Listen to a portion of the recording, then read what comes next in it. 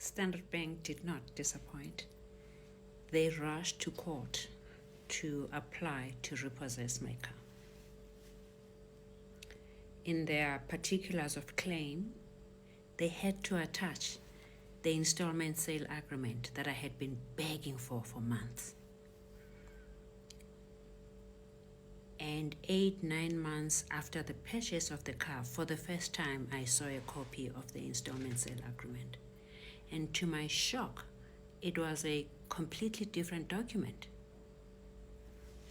This one came from a dealership I have never dealt with. The contracting party was changed. The address did not exist. The employer did not exist. The engine number was changed. The chassis number was changed. The year of manufacturing for the car was made younger by 3 years. The price was highly inflated. The signature was forged. So this was so obvious that it didn't even worry me. I just thought Standard Bank is a juristic person. I'm not going to point fingers. I'll do the responsible thing. I'll go to Standard Bank. I will show them what the problem has been all along, and then we can sort it out. When I got to Standard Bank, they looked me in the eye and they said, this document is exactly the document that we approved your installment sale agreement on. It's the correct document. There's nothing wrong with it. They refused to listen to me. So I said, okay, then we go to court. They applied for default judgment. I defended the action. We got a date, got to court. We were on the roll. We waited all day to be called. Every case was called except us. Little did we know that Standard Bank, behind my back, went to some acting judge in the chambers and got the default judgment approved behind my back.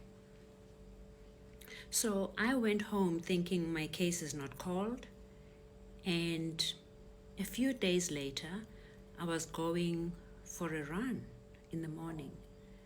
And when I stepped out of the yard, the street was just chock-a-block.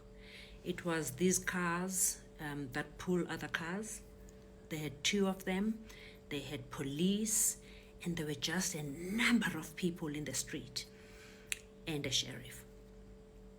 So as I stepped out of the yard, they stopped me and they asked me if I live in the yard, and I said yes, and they said, oh, they're here to collect a car. And I said to them, on what basis? We went to court and there was nobody, our case was not called. And they showed me a default judgment for the day, and they showed me a writ of execution that has been approved. All of this was getting more strange. So I said to them, I'm not releasing the car. They can do whatever they want, and I went for my run. 10 kilometers later, I came back, they were waiting.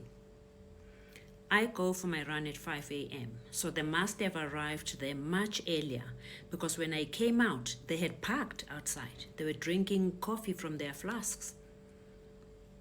So I refused to give them the car. I had parked the car deliberately in a manner that even if I'm not there, no one can take it out. So they brought these big cars inside the yard, and they tried to break the house, and eventually 8 hours later they got an instruction from the bank not to break the house, but to leave.